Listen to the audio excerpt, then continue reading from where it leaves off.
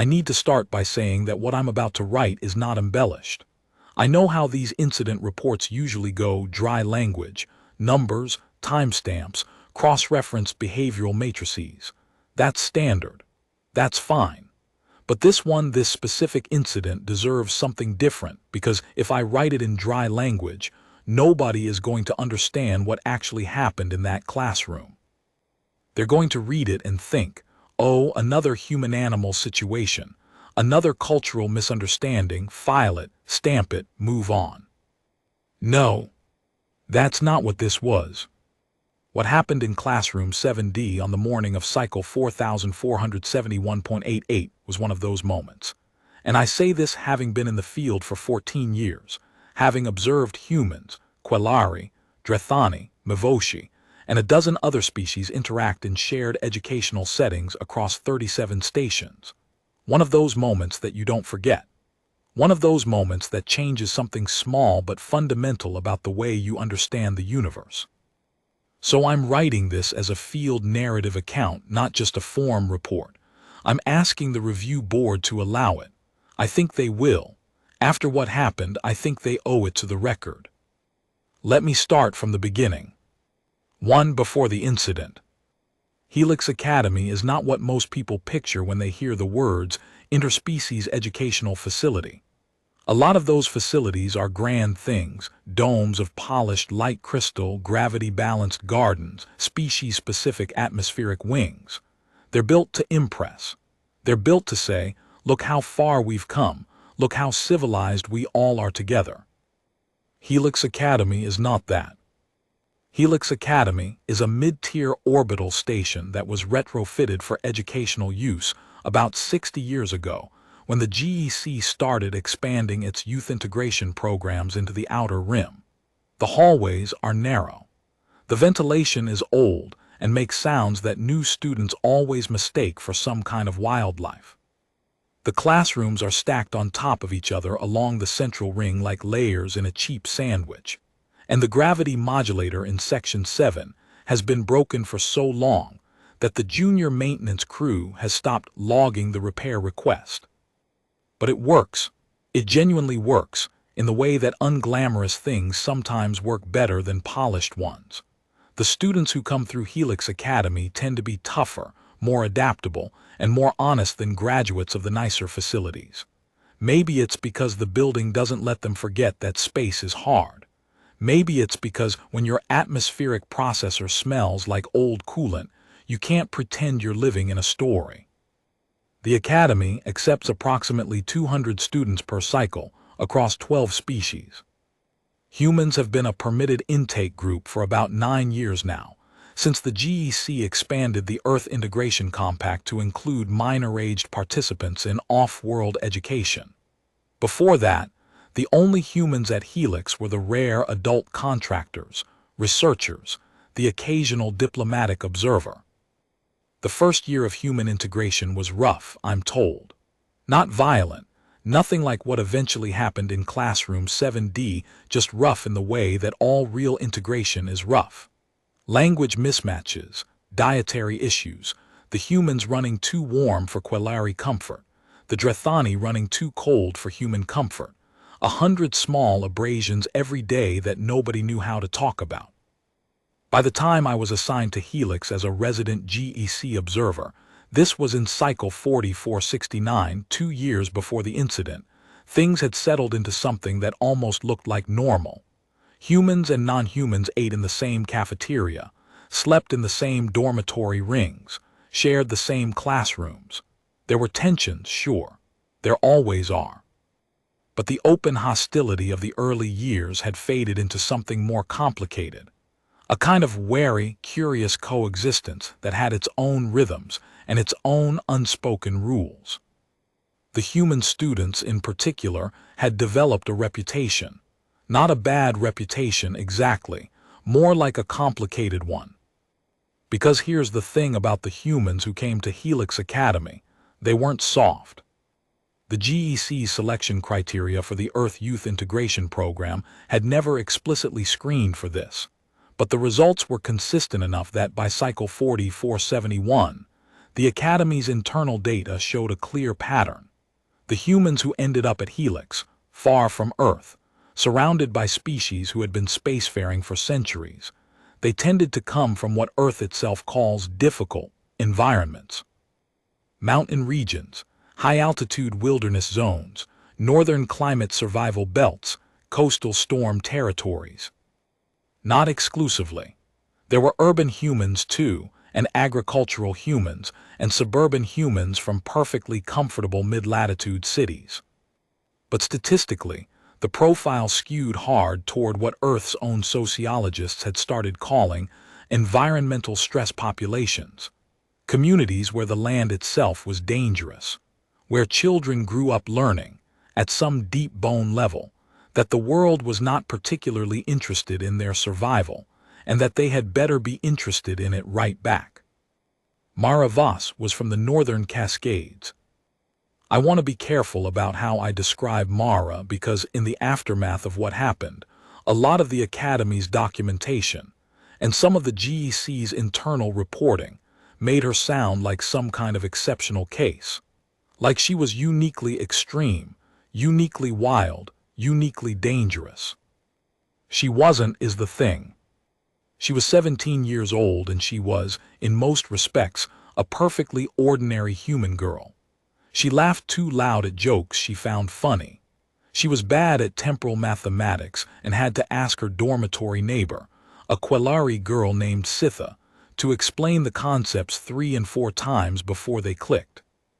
She liked strong-smelling food and kept a small collection of pressed leaves and mountain flowers in a sealed container under her bunk, things she'd brought from home, things that still smelled like earth when she opened the container late at night, which her dormitory sensors noted she did approximately twice a week.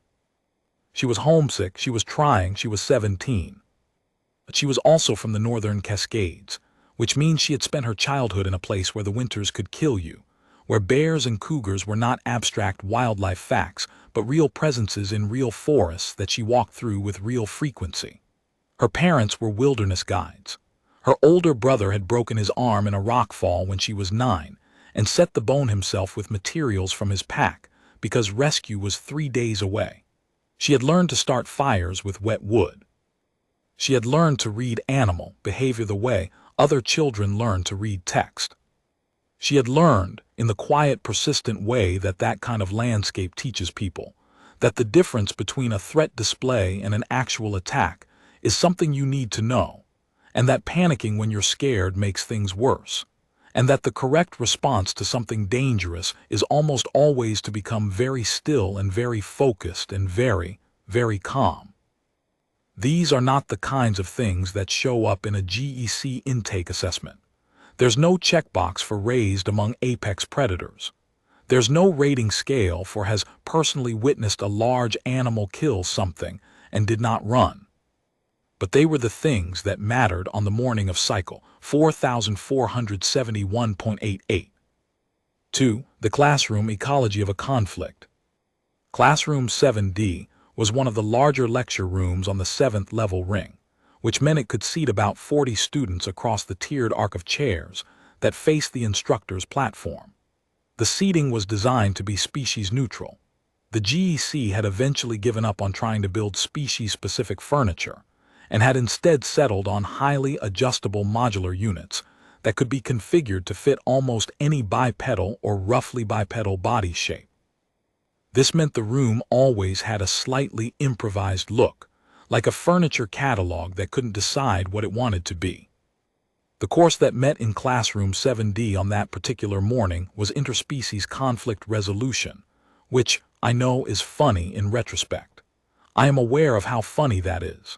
I was one of the 2 GEC observers assigned to that course for the cycle, and I can tell you with full professional sincerity that when the incident began, I did not initially appreciate the irony. I was too busy watching it happen. The course was taught by instructor Devlath Soren, a Drethani male in his late middle years, well regarded, with a reputation for structured pedagogy, and a particular gift for helping students articulate emotional and cultural tensions in academic language. He was good at his job. He was, in fact, one of the better instructors at Helix, and I say that knowing it will be in the permanent record where he can read it. The class composition that morning was typical for the upper-level conflict resolution section. 15 students, 4 species represented. 7 Quellari, 4 humans, 2 Drethani juniors who were enrolled as part of a cross-campus exchange, and 2 Mivoshi siblings who were finishing their second year at Helix. The humans in the room that morning, besides Mara, were a boy named Daishi from what Earth calls the South Asian coastal region, a girl named Petra from the European industrial belt, and a broad-shouldered older student named Callum who was from a Scottish island community that, I had learned from his file, got cut off from the mainland by storms for several months every year. So, 4 humans, several of them from the sort of backgrounds I was just describing. And then there was Orev Thanish. Orev was a Quellari student, 17, same as Mara. He was, by Quellari standards, from what they would call a high-status family, which in Quellari social terms doesn't just mean money or political connection, though it involves both. It means lineage. It means a family that has been part of the spacefaring class for generations, that has accumulated the particular kind of confidence that comes from never having seriously questioned whether the galaxy belongs to you or not. In human terms, you might compare it to old money, but old money doesn't quite get it, because human old money families still live on a planet that can and regularly does try to kill them. Quellari high-status families have lived in climate-controlled habitats and aboard well-maintained ships for so long that the concept of their environment being dangerous is almost purely theoretical to them. It's something they know about intellectually. Other species' homeworlds are dangerous. Their spaces, their ships, their stations, their perfectly calibrated living environments are not. This creates a certain kind of attitude, not cruelty necessarily, not evil, just a specific kind of confident assumption that shapes everything, how you move, how you speak, what you expect, what you think you can do. Orev had that attitude in the way that some people have bad posture. So fundamental it was almost invisible to him, and deeply visible to everyone watching from outside. He and Mara had had friction before. This is documented in my earlier observation logs, which I'll attach to this report. Not serious friction, not anything that warranted formal intervention. The kind of friction that happens when 2 people with fundamentally incompatible assumptions about how the world works are forced to share space and solve problems together. She was too loud for him, too physical, too inclined to use her body as punctuation when she made a point. He was too careful for her, too soft-spoken in a way she read as condescension, too prone to asking clarifying questions she interpreted as challenges. They weren't enemies, they were just sandpaper and silk, wrong textures. I had noted the friction. I had noted it without particular alarm. Conflicts between humans and Quellari in educational settings were not unusual, and the standard protocol called for monitoring, not preemptive intervention, unless specific threat indicators were present. I want to be clear on that point for the record. What happened was not something that the standard monitoring protocol was designed to catch, because what happened wasn't a slow-building conflict that anyone could have predicted.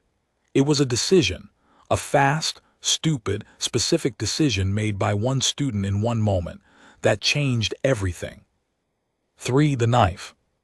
The morning session had been focused on a case study involving a historical territorial dispute in Sector 11. One of those classic GEC curriculum examples where 2 species had genuinely incompatible interpretations of the same event, and the point of the lesson was to help students understand how the incompatibility arose, not to declare one side correct. It was a good lesson, actually. Instructor Soren had framed it well, and the discussion had been substantive. It was near the end of the session, maybe 20 minutes before the period break, when Orev said something. I won't reproduce the full exchange here because the transcript is attached separately, but the short version is this. Orev was making a point about the historical incompatibility, and in making that point he used a phrase, a Quellari idiom, that has a rough human equivalent of native blindness. The idea being that species who hadn't developed spacefaring capabilities independently couldn't really be expected to understand the historical dynamics of space territorial claims. They lacked the framework. It wasn't directed at Mara specifically. It was a general comment made in the context of the discussion. She called him on it, politely, actually, by her standards. She said something like, that framing assumes that not having left your planet yet means you're philosophically behind, but maybe it means you understood the planet you had well enough not to need to leave it. He said, and again, there's a full transcript, but in brief, he said that survival-based cultures tended to mistake adaptation for intelligence, and that there was a meaningful distinction between cunning and understanding. The class went very quiet. I was watching from the observer's position at the rear of the room. I saw Mara's face. I have been watching human faces for 14 years, and I can tell you that the expression she made in that moment was not anger. It wasn't even offense. It was something quieter and more specific, the expression of a person who has just been shown exactly what kind of situation they're in and is recalibrating accordingly. Instructor Soren stepped in professionally and promptly and redirected the discussion. Mara let it go. She sat back. She was still. But Orev wasn't satisfied. I don't know if he felt he'd won something that hadn't been properly acknowledged. I don't know if the stillness she went in to read to him as surrender, and he wanted more. I don't know if it was something else entirely, some Quellari social signaling I don't fully understand. What I know is that, while Instructor Soren was wrapping up the session, and students were beginning to collect their things, Orev reached into his bag. And he put a knife on the table in front of Mara Voss. Not a weapon, not exactly. Let me be precise. It was a Quellari ceremonial blade, the kind that high-status families carry as personal artifacts, aesthetic objects, symbols of lineage. About 22 centimeters long, curved, with a handle made of some kind of iridescent material that caught the light. It's not designed for combat. It's not sharp in the way a combat blade would be sharp. But it is a blade. It has an edge. And when Orev placed it on the table between himself and Mara, what he was doing, I understood this even before the Quellari students in the room went still. What he was doing was a very specific social gesture. In Quellari high-lineage culture, displaying your family blade to someone of lower status is a dominance act. It's not a threat in the physical sense. It's a statement. This is what I am. This is what my family is. What are you? It's a declaration of differential worth. I was already moving away from the wall to intervene when Mara reacted. I didn't make it in time. Nobody made it in time. Because Mara reacted, and she reacted in exactly 1.4 seconds. I have the sensor log, and what she did in those 1.4 seconds was something that nobody in that room, myself included, was prepared for. She grinned. For the grin. I want to dwell on this for a moment, because the grin is central to understanding everything that happened next. In the field of interspecies behavioral observation, we are trained to read human facial expressions within cultural context, to avoid mapping our own species' emotional associations onto another species' displays. I knew technically that a human grin can mean multiple things: friendliness, nervousness, social discomfort, threat display. But nothing in my 14 years of observation had prepared me for what Mara Voss's face looked like in that moment. It wasn't a social grin. It wasn't nervous. It wasn't even exactly happy. It was, I kept coming back to this in the days after, trying to find the right word, it was recognition. Like someone had just spoken to her in a language she'd been expecting to hear. Like a puzzle piece clicking into place. Like a wolf. And I know that's a loaded metaphor, but I'm going to use it because it's the most accurate thing I have. Like a wolf seeing another animal puff up in posture and thinking, oh good, something I understand. The Grinned said, "Finally, we're being honest about what this is." And then she reached into her jacket pocket. What she had. I am going to be extremely precise here, because precision matters for the record. Mara Voss, on the morning of cycle 4471.88, was carrying in the breast pocket of her Academy issue jacket a folding utility knife. Small, compact, about 8 centimeters when closed. Helix Academy's personal items policy does not prohibit tools. This is one of the complicating factors in the post-incident policy review, which I'll address later. The knife was legal under the current code. She had carried it, according to her own account, every day since she arrived at Helix, because it was the kind of thing you carried where she came from, the way other students carried styluses or data chips. Not as a statement, just as a habit so old it had become invisible. She put it on the table, opposite the Quelari blade. And then she just sat back, looked at Orev, and didn't say a single word. I need to pause on this because the silence was as significant as anything else. Mara Voss, who was too loud for Quelari sensibilities, who used her body as punctuation, who laughed too hard and argued too eagerly, she went completely still, completely quiet, with the grin still on her face. And Orev Thanish, who had placed a blade worth more than most students' annual stipends on the table as a social dominance gesture. Orev looked at the small, scuffed, obviously well-used folding utility knife sitting opposite his iridescent heirloom piece, and something happened in his expression that I have thought about many times since. He didn't understand. That was the first layer.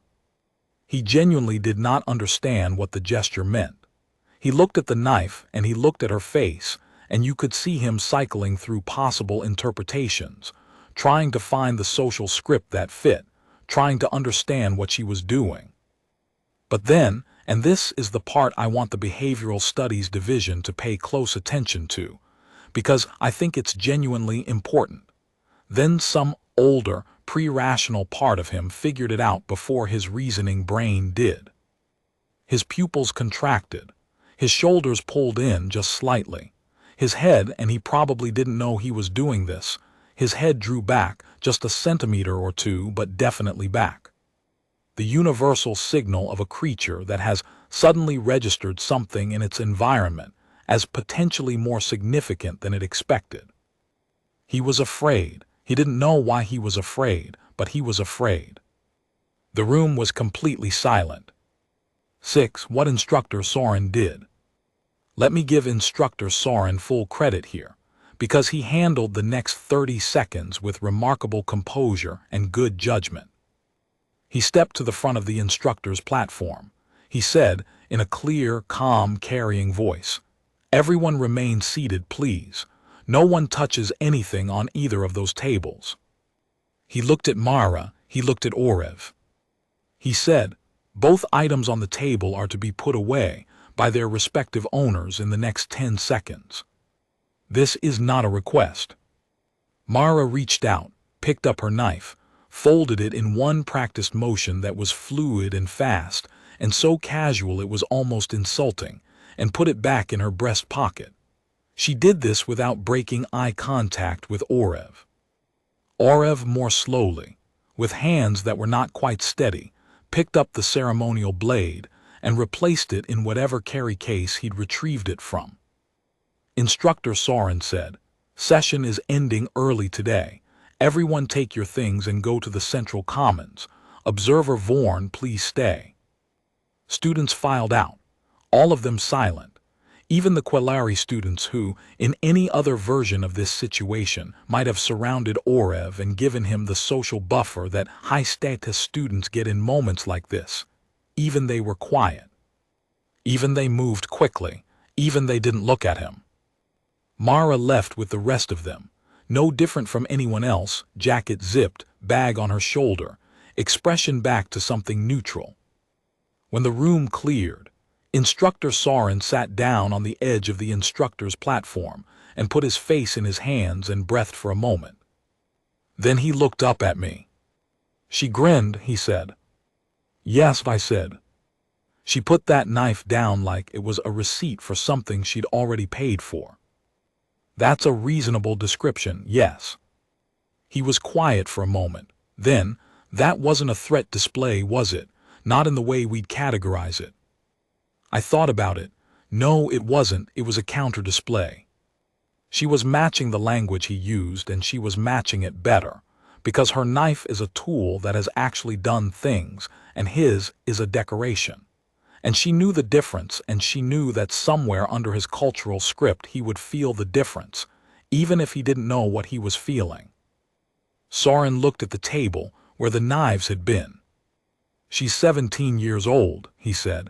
It came out almost like a question. Yes, I said, she is. 7. The aftermath, first 20 minutes. What happened in the Central Commons in the 20 minutes after the class let out early is documented in secondary observer reports, and I'll include those as attachments. But I want to give my direct account of what I observed when I went to the Commons myself, about 15 minutes after the incident. The Commons is a large open space on the fifth ring, high ceilings, multiple species comfort zones arranged around a central gathering area, vending access points along the walls. At mid-morning, it should have had a light scatter of students passing through between classes. Instead, it had almost everyone from classroom 7D standing or sitting in small groups, and the groups were arranged in a way that told the whole story before anyone said a word. Or if Thanish was sitting alone.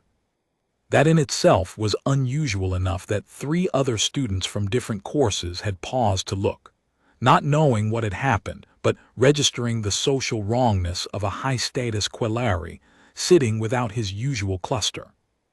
The other 3 humans from the class, Daishi, Petra, Callum, were sitting together at one of the central tables. They weren't doing anything dramatic. They were just sitting together in that loose, comfortable proximity that humans sometimes fall into without thinking, the way pack animals arrange themselves when there's been something. Callum had his elbows on the table. Daishi had his hands wrapped around a drink he wasn't drinking. Mara was standing by one of the food dispensers with Sitha, her Quelari dormitory neighbor. Sitha was talking to her quietly, urgently, with the body language of someone trying to explain something important. Mara was listening, but she was also eating. She had apparently gotten something from the dispenser and was eating it standing up, with the unconcerned patience of someone who has all the time in the world, because they're not afraid. I approached Sitha and Mara. I told Mara I needed to speak with her. She nodded. She finished what she was eating. She folded the wrapper and put it in the recycling slot. Then she looked at me and she said, before I could begin, I know what it looked like. I know what it looks like when a human puts a knife on a table. I want to be clear that I know that's what it looked like. I said, Mara. It was a response to what he did, she said. He put a blade on the table to tell me what I was. I put a blade on the table to tell him what I was. I don't think he wanted me to feel safe. I don't think he was making a friendly gesture, so I made one back. Do you understand why that might be more complicated in a multi-species context than your? I understand that his blade has a name and mine doesn't, and I understand that in whatever story he tells about this, that's going to matter a lot. She looked at me steadily. I'm okay with that. I looked at her for a moment. Then I said, did you think about what you were doing before you did it? She thought about it. An honest pause, not a defensive one. Yeah, she said, for about half a second. And I thought, he's doing the thing that animals do when they want to figure out if you're scared. He's showing me something that means I am a thing with a past and a lineage and you are not. And I thought, I can either shrink from that, or I can show him that where I'm from, the things we carry aren't decorations. She looked out at the Commons, at Orev sitting alone looking at his own hands. I didn't want to scare him, she said, and she sounded, for the first time in the conversation, genuinely 17 years old. I didn't mean to scare him, actually. I wanted him to know that the way he sees me isn't what I am. She looked back at me. Did it work? She asked. I thought of the way Orev's head had drawn back. I thought of his pupils contracting. I thought of him sitting alone in the commons while his usual social cluster kept a careful distance. Yes, I said, it worked. She nodded slowly, and I thought I saw something complicated move through her expression, not pride exactly, not satisfaction, something more ambiguous than that, something that looked almost like regret. 8. The investigation, academic review. The Academy's formal review process took 4 days. This is fast by Helix standards, which tells you something about how seriously the administration took the incident. The review board consisted of Instructor Soren, the Academy's behavioral regulation officer, a Drethani woman named Telvara Osk, a student representative from each represented species in the class, and 2 GEC observers, myself and my counterpart, Observer Maris Johol. I'll spare the full procedural account and go to the substance, which was this. The board had to determine whether Mara Voss's action constituted a threat or a counter-demonstration, and whether either framing warranted formal disciplinary action. The first 2 days were focused almost entirely on Orev Thanish, because here's the thing, his action was unambiguous. Displaying a family blade in an academic setting as a social dominance gesture is not, technically, covered by any specific Helix Academy code violation, because the code was written when Quelari social practices were less carefully modeled, but it is very clearly covered under the GEC Student Conduct Framework as an act of deliberate social intimidation using a culturally specific power signifier. His family was notified. There were formal communications I wasn't privy to, but whose tone I could infer from the way Orev appeared on day 3 of the review, quieter, more careful, the posture of someone who has had a conversation they didn't enjoy. Mara's case was harder. The board went back and forth on it. I gave my observer's account, the full account, including my read on her expression, her stillness, her deliberate counter-response. I argued that she had matched a social gesture with a social gesture, using the same register and the same logic as the original gesture, and that the appropriate framing was escalation prevention through direct counter-signaling rather than threat behavior. I argued that she had done exactly what the course curriculum for conflict resolution told students to do, which was to name the dynamic clearly and respond to it directly. She had simply done it non-verbally and faster than the curriculum usually imagined. Observer Johol disagreed, partially. He felt the knife was a step past what was appropriate, that Mara should have let Instructor Soren handle it, that regardless of intent, the act of placing a blade on a table in a classroom setting created genuine fear responses in the other students, and that those responses couldn't simply be dismissed because the underlying intent was defensive. Both of us were right. That's the uncomfortable truth of the review board. Both arguments were valid, and the board was honest enough to acknowledge it. The final determination was no formal disciplinary action for Mara Voss, a required reflective assessment session with the Academy counselor, a notation in her behavioral record, with a flag requesting that it be reviewed alongside the full incident context rather than as a standalone entry, and a strongly worded recommendation that the GEC's guidelines for personal item policies at multi-species educational facilities be reviewed and updated. Separately, formal conduct warning for Orev Thanish, mandatory cultural facilitation sessions, and a requirement that any personal artifacts of social significance be stored in sealed personal quarters containers during academic hours. The review board's decision was not unanimous. The Quelari student representative abstained rather than vote. The Drethani Junior exchange students voted with Soren and Osk. I voted for no disciplinary action. Johol voted for a minor formal warning. The majority carried no action. When the decision was communicated to Mara, she received it with the same stillness she'd had in the classroom. She said thank you, she left. When the decision was communicated to Orev, he said nothing for a long moment, and then he said, "I would like to understand what I did wrong." And I'm told that in the months that followed, he genuinely tried to. 9. The ripple effects. What I want to document in this section is not the formal outcomes.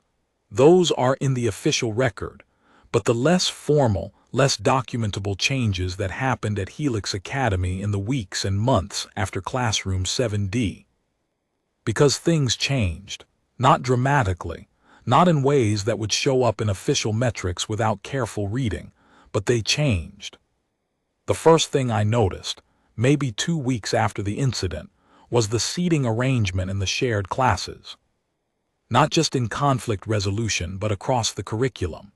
The previous default, species clustering, which was normal and mostly unconscious, started to break down slightly. Not completely. Not in a forced, awkward, look how integrated we are kind of way.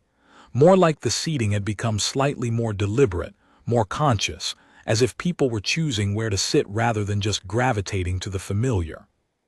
Specifically, Quelari students started sitting near human students more often. Not all Quelari students and not all the time, but enough to notice. I don't think this was primarily about Mara. I don't want to overstate her role in it. But I think something had shifted in the general understanding of what humans were and what they were not. And that shift was expressed, quietly, in where people chose to put their bodies. The second thing I noticed was more specific. In the weeks after the incident, Instructor Soren restructured the conflict resolution curriculum. Not wholesale, just 2 sessions. He added a section on what he called embodied communication. The idea that social signals are not always verbal, that different species have entirely different registers for communicating things like status and threat and alliance, and that cross-species conflict often happens not because of what is said, but because of what is performed. He included a case study. He didn't name anyone, but everyone in the class knew who he was talking about. The discussion that arose from that session was, by Soren's own account in his teaching log, the best discussion the class had had all year. Students talking honestly about things they usually didn't have words for. Quelari students admitting they hadn't known what humans were doing when they laughed too loud, moved too much, took up space with their bodies in what felt like deliberate expansiveness. They hadn't known it was just how human bodies worked, that human communication was physical in a way that their own communication wasn't, not instinctively, not the same way. Human students admitting they had read Quelari reserve as condescension without knowing.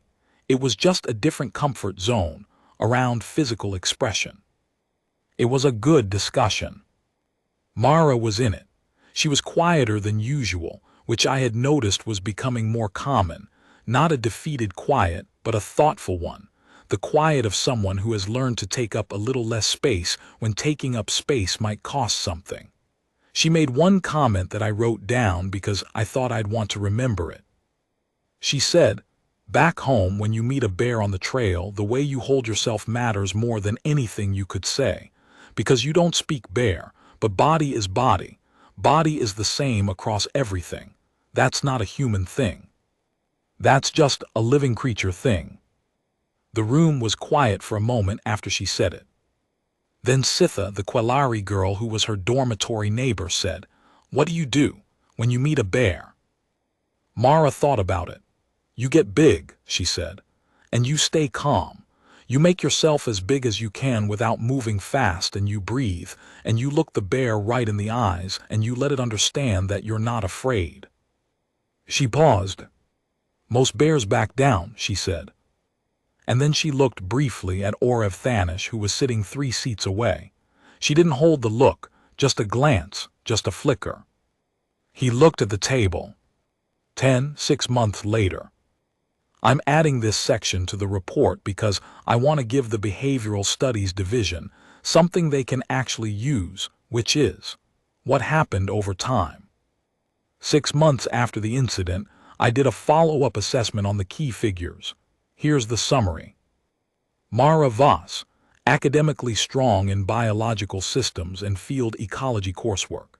Still struggling in temporal mathematics, she and Sitha have apparently made this a shared project and spend significant time working through the concepts together. Her behavioral profile notes describe her as increasingly socially sophisticated within the academy environment, which is bureaucratic language for. She learned when to be loud and when to be quiet, when to take up space and when to give it, and she got better at navigating a world that was genuinely not built for her without pretending the building was fine. She still has the knife. It's still in her breast pocket. She knows the item policy better now, and she knows exactly where the line is, and she stays on the right side of it, but she still has it. She also, I learned from a source I won't name specifically but whose account I trust, helped 3 other human students with a situation in the dormitory ring that I can't detail here because it's a separate matter. The relevant detail for this report is just that when another species students were giving a human student a hard time in a way that relied on the human not knowing how to respond, she knew how to respond. She didn't use the knife. She didn't need to. She just knew how to hold herself, what to say, how to make the space understand that she was not afraid. The situation resolved quickly. Orev Thanish. This is the part I want the review board to take seriously because I think it matters. Orev did the work. That's the simplest way I can put it. He did the mandatory cultural facilitation sessions and didn't just go through the motions. He engaged with them, asked genuine questions, stayed late twice to keep talking with the facilitator.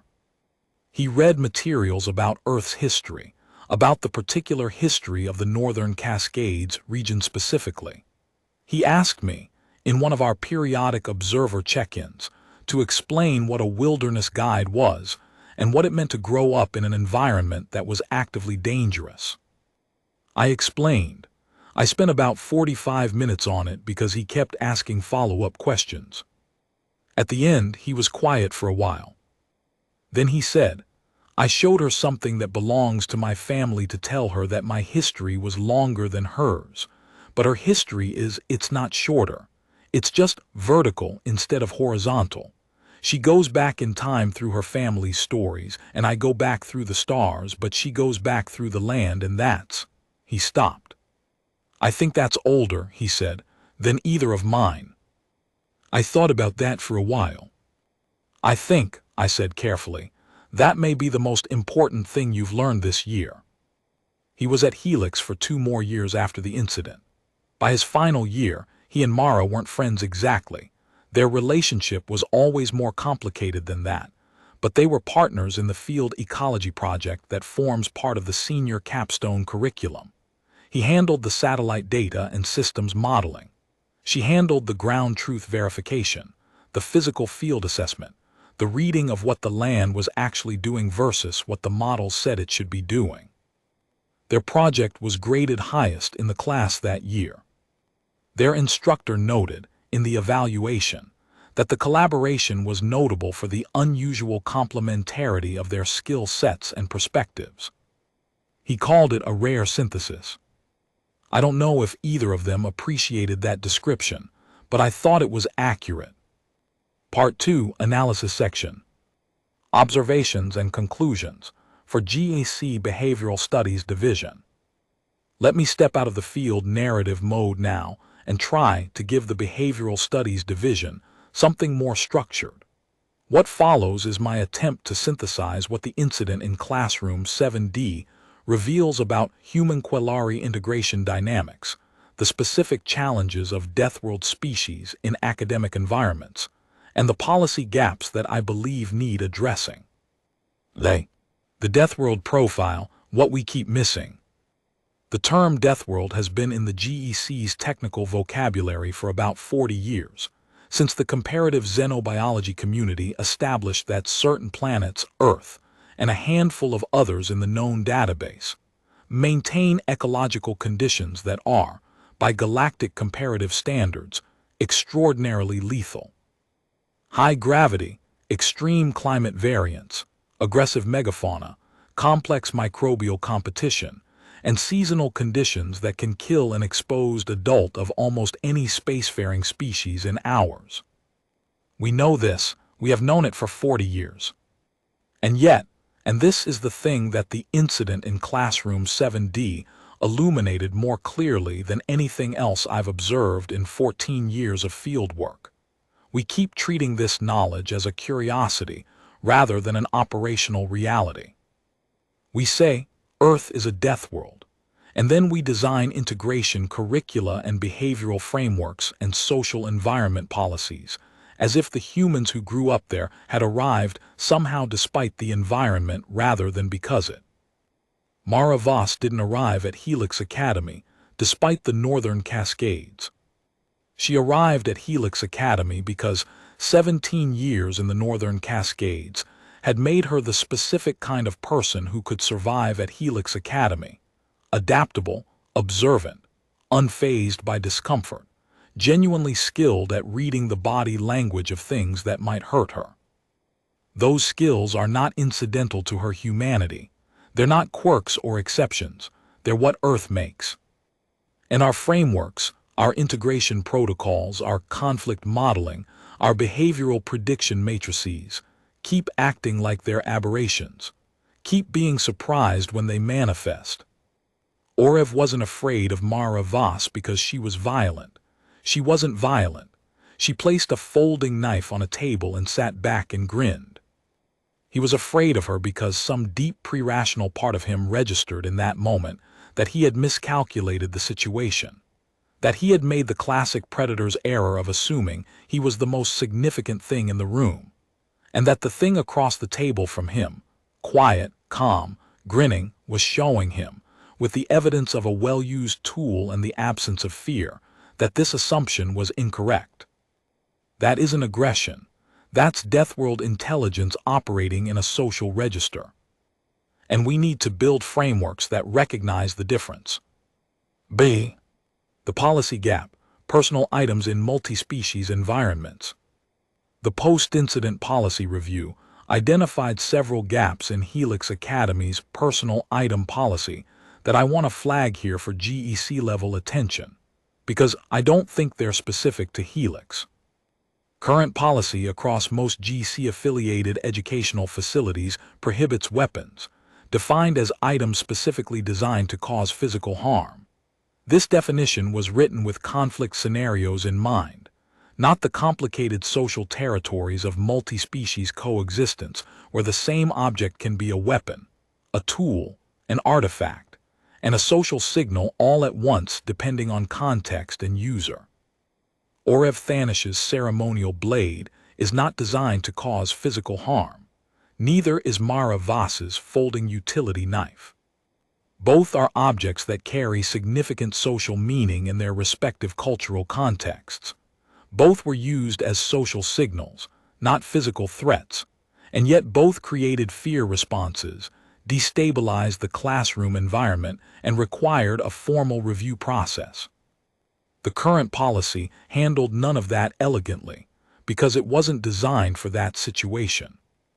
What I'm recommending, and I'll put this in more formal policy language in a separate submission, is a revised framework that treats culturally significant personal items as a distinct category requiring distinct guidelines, not a prohibition, guidelines. Protocols for when and how such items can be displayed or referenced in shared environments, informed by the social contexts of the relevant species, with specific attention to the gap between this is normal in my culture, and this lands as aggressive in yours. It won't be simple. I'm not pretending it will be simple. But it's necessary. See the grin, a note on human threat calibration. I want to spend a few paragraphs on the grin specifically, because I think it's the detail that behavioral studies will find most productive. In most of the species I've worked with over 14 years, a threat display or even a counter display, a defensive dominance signal involves some combination of enlarging oneself physically, vocalizing, moving quickly, or exposing weapons or natural intimidation features. The display is designed to be legible. It's designed to communicate clearly. It says, "I could hurt you, and I am telling you this so that you know." Mara's grin communicated something different. It communicated, "I know what you're doing, and it doesn't scare me, and the reason it doesn't scare me is that I know something you don't yet know about me." That's a far more sophisticated signal. It's the signal of an apex predator, not in the physical sense, but in the informational sense. A creature that is confident enough in its own capacities that it doesn't need to demonstrate them. A creature that can afford to be pleased by a challenge rather than alarmed by it, because challenges are familiar. Challenges are what it was made for. That signal, I believe, is what triggered Orev's fear response. Not the knife. The grin came before the knife. The grin is what changed the room. And the grin is deeply, characteristically, specifically human, at least, human from the kind of environments that make Mara Voss. The grin says, "I have been in dangerous situations before. I know what a dangerous situation feels like. And this, right here with you with your beautiful blade, this is not one of them." That's the message. And for a Quelari student whose species hasn't lived with genuine physical danger for generations, for whom the concept of a classroom as a safe space is so fundamental it's practically structural, that message lands in places that reason can't easily access. The grin said, "You are not the scariest thing I've seen before breakfast." And Orev's nervous system, whatever his rational mind intended, believed it. The long view, human integration at the GAC level. I want to close this analysis section with something that goes beyond the specific incident, because I think the specific incident is a symptom of a larger condition that the GEC has been slow to address. Humans have been in the GAC integration framework for 40-something years, full member status for 22, youth integration programs for 9. In those years, the general GEC posture toward humans has been, and I say this with affection for my colleagues and institutional loyalty that runs genuinely deep, patronizing, not out of malice, out of a failure of imagination. The GEC looked at humans and saw a young species, a late-developing species, a species that was behind the curve on spacefaring technology and diplomatic infrastructure, a species that needed guidance and framework and careful introduction to the wider community. All of that is arguably true, but it is simultaneously, and just as completely, not the whole picture.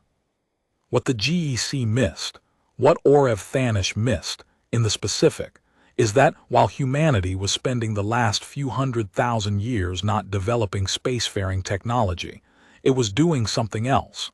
Something the GEC's frameworks don't have particularly good language for. It was surviving. Not surviving in the maintenance sense, not in the sense of maintaining a population on a well-managed world.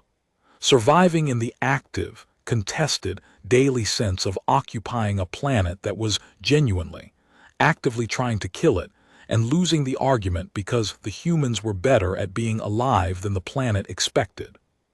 Humans domesticated wolves. Let me say that again for the benefit of anyone in the Behavioral Studies Division who processes that as a fun factoid rather than a genuinely astounding piece of data. Humans looked at wolves, and decided that what they felt toward wolves was not terror, or awe, or the appropriate response of a relatively small primate to an apex pack predator, but kinship. And then they acted on that feeling over many generations until the wolves agreed. Humans climbed everything, every mountain, every cliff face, every terrain feature that looked difficult and exposed and deadly. Humans looked at it and felt compelled to go up it. Humans crossed oceans in wooden structures before they understood the concept of orbital mechanics. Humans explored continent after continent of unknown territory, with unknown flora and fauna, without sensors or atmospheric analyzers or species databases, with sticks and fire and the specific stubborn, unshakable conviction that if they kept going forward, eventually something interesting would happen. That is not the behavioral profile of a young species. That is the behavioral profile of a species that has been field testing existence at maximum difficulty for a very long time, and that has developed, through that field testing, a very particular relationship with the unknown. Not fear, not reverence, something more like appetite. Mara Voss put a knife on the table and grinned because she grew up on a planet that tried to kill her, and she had learned, at a very deep level, that the correct response to something that might hurt you is to look it in the eyes and let it see that you're not afraid. The galaxy is going to need to learn to work with that. The sooner it does, the better.